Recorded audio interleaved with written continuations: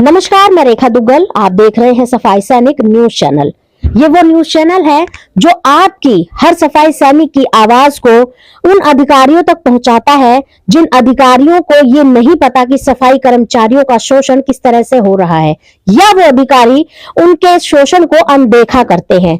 ये एक आधिकारिक चैनल है जो आपके मान और सम्मान की लड़ाई लड़ता है। कुछ मुख्य मुद्दों पर आज हम बात करने के लिए अखिल भारतीय सफाई मजदूर संघ के संस्थापक और प्रधान महासचिव श्री राजपाल महरोलिया जी के पास आज हम पहुंचे हैं। हम हर कर्मचारी से मिल रहे हैं, लगातार उनकी समस्याओं को अपने चैनल पर दिखा रहे हैं। उन्हीं की समस्याओं के कुछ सवालों को लेकर आज हम सर के पास आए हैं, जिनके समाधान हेतु आज हम इनसे बात करने वाले हैं। सर, सफाई सैनिक न्यूज चैनल में आपका बहुत बहुत स्वागत है। धन्यवाद। सर, अखिल भारतीय सफाई मजदूर संघ पूरे भारत में सभी सफाई कर्मचारियों के हक और अधिकार की लड़ाई लड़ रही है। सबसे पहले तो हम आपको बहुत सारी शुभकामनाएं और बधाई देना चाहते हैं कि आपने कई सालों से एक मुद्दा, एक आवाज उठा रखी थी कि समान काम का समान वेतन। आपके ही अथक प्रयास से उत्तराखंड सरकार ने वहां पर ये नियम लागू कर दिया है कि समान काम का समान वेतन दिया जाए। इस बारे में आप क्या कहेंगे सर?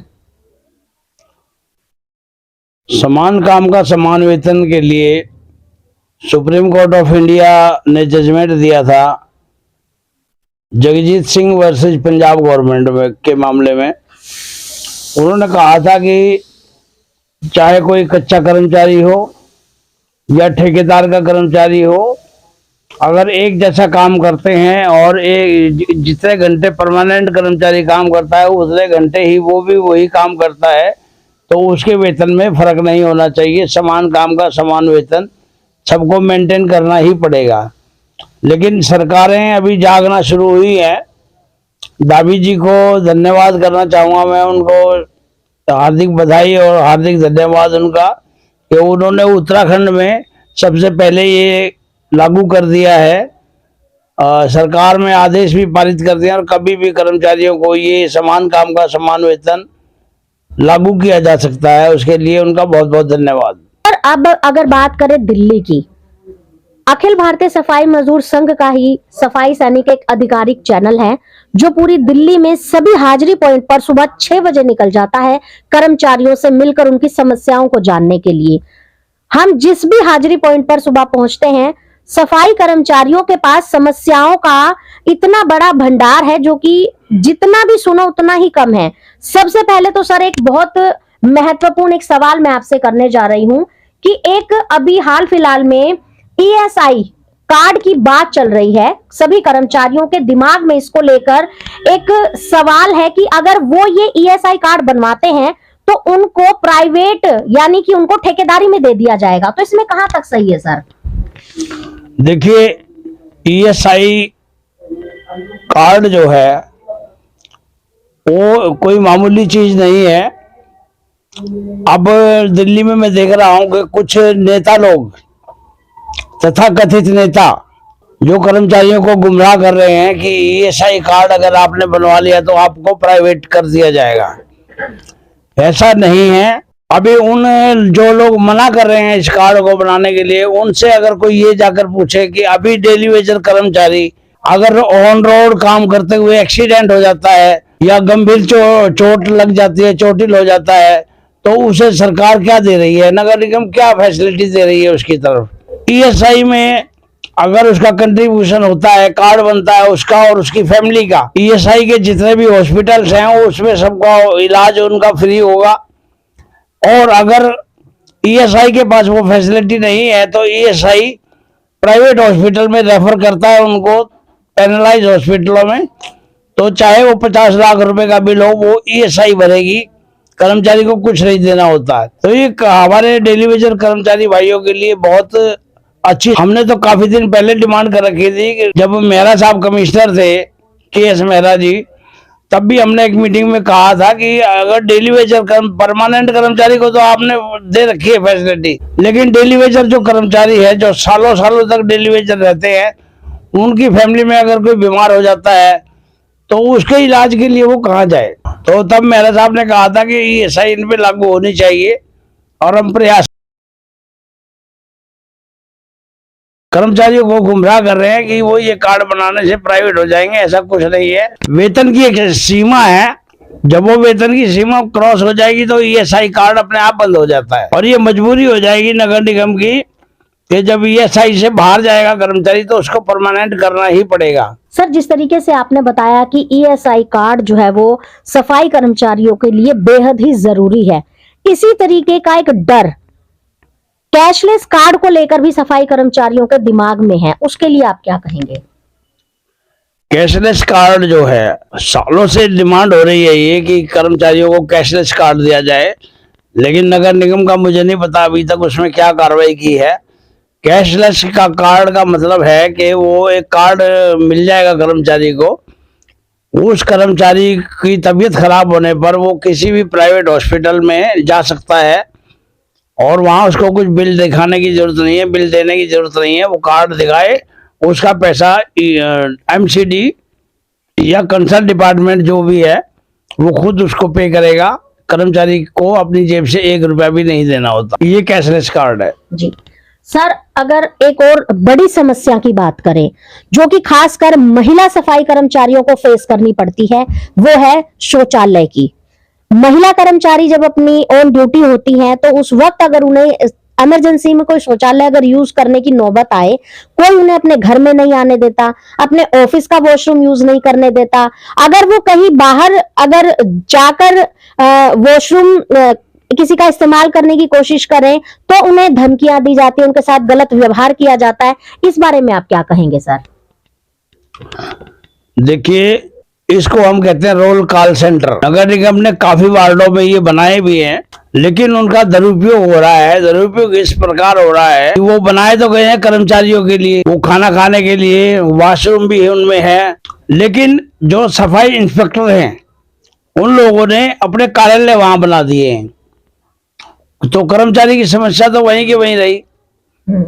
इसलिए नगर निगम को चाहिए कि इन सभी रोल कॉल सेंटरों का निरीक्षण करे, और जिस वार्ड में इंस्पेक्टर कब्जा करे बैठा है उसके इंस्पेक्टर को खाली कराया जाए और कर्मचारियों के प्रयोग के लिए उसको दिया जाए। एक शब्द होता है लोहरी। हर हाजिरी पर कुछ ना कुछ कर्मचारी लोहरी मिल जाते हैं, लेकिन उनके काम का बोझ पड़ता है जो रोजाना आने वाले कर्मचारी हैं उन पर। अगर बात करें महिलाओं की, तो महिलाओं से भी 3-3, 4-4 बीट कर्म जो है वो कराई जाती है, जो कि उनके लिए बेहद दुखदाई साबित होती है। इसमें आप क्या कहेंगे? देखिए, ये जो शब्द आपने प्रयोग किया मैं उसको उजागर नहीं करना चाहता, क्योंकि मैं ये भी बता सकता हूँ कि ये शब्द कहाँ से निकला था। आपकी जानकारी के लिए बता दूं और आपके माध्यम से, क्योंकि आपको पूरे देश के सफाई कर्मचारी देखते हैं, तो लाहौरी जो शब्द है वो एक यूनियन का शब्द था। यूनियन से संबंधित, इसका मतलब था कि यूनियन से संबंधित व्यक्ति है वो काम नहीं करेगा। लेकिन धीरे धीरे आने वाले समय में वो ट्रेंड चेंज हुआ और कर्मचारियों ने उस लाहौरी को पैसे में कन्वर्ट कर दिया। दरोगा इंस्पेक्टर को महीना देते हैं और अपने घर लेटकर हाजिरी लगवाते हैं। ये लाहौरी का परिभाषा है। सॉलिड वेस्ट मैनेजमेंट रूल 2000 में एक सफाई कर्मचारी को कितना काम कर रहा है वो क्लियर प्रोविजन है। इसका मुख्य कारण ये है कि कर्मचारी को अपने अधिकारों का पता नहीं है और इसकी वजह से उसका शोषण होता रहता है।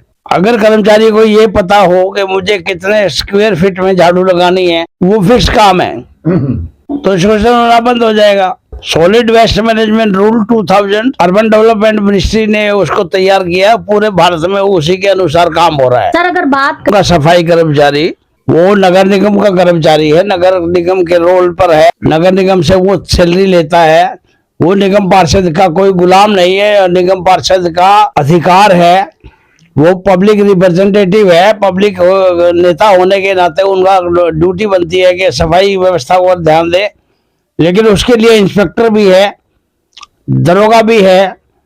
निगम पार्षद को डायरेक्ट सफाई कर्मचारी से उसके मुंह लगने की कोई जरूरत नहीं है। श्री राजपाल महरोलिया जी ने उन सभी सवालों के जवाब बहुत ही बेहतर तरीके से दिए, जिनको जानना हर एक सफाई कर्मचारी का अधिकार भी है। क्योंकि अगर वो अपने अधिकारों के प्रति जागरूक नहीं होंगे, अपने लिए बनाई गई सुख सुविधाओं को नहीं जानेंगे जो सरकार उन्हें दे रही है, तो इसी तरीके से उनका शोषण होता रहेगा।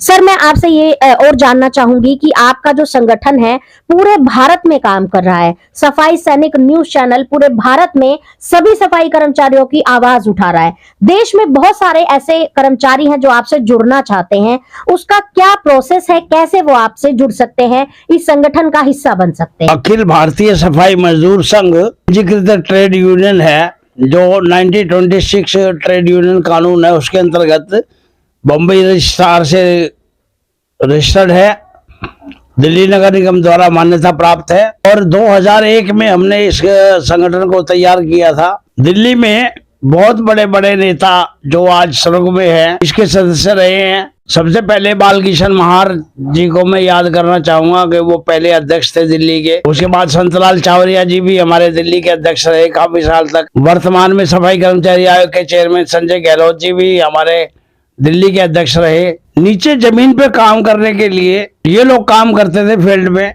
मैं कानूनी कार्रवाई देखता हूँ, कोर्ट केस देखता हूँ, और जो लेटर किसी को लिखना होता है तो लेटर कॉरेस्पॉन्डेंस का काम भी मैं देखता हूँ। अखिल भारतीय सफाई मजदूर संघ 26 राज्यों में काम कर रहा है और सफाई कर्मचारियों के लिए बेटरमेंट के लिए हम दिन रात लगे रहते हैं।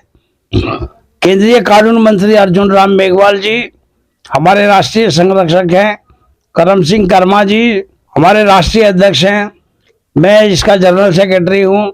हम बार बार अनुरोध करते हैं कि सफाई मजदूर संघ से जुड़े सफाई कर्मचारी जितने भी हैं, महिला पुरुष जितने भी कच्चे पक्के जितने भी कर्मचारी हैं, उनको अखिल भारतीय सफाई मजदूर संघ का सदस्य बनना चाहिए। और उसकी जो फीस है, हम मात्र 10 रुपये महीना एक मासिक चंदा लेते हैं, जो साल में 120 रुपये होता है। 30 रुपये प्रवेश शुल्क होता है, जो जीवन में एक ही बार देना होता है। 30 रुपये देकर कर्मचारी हमारा सदस्य बन जाता है और वो सदस्यता उसकी जीवन भर तक वैलिड होती है। जब तक वो हर महीने 10 रुपये जमा कराता रहेगा, उसकी सदस्यता चलती रहती है। मेंबरशिप ट्रेड यूनियन, असली ट्रेड यूनियन वो होती है जिसके कर्मचारी मेंबर हों।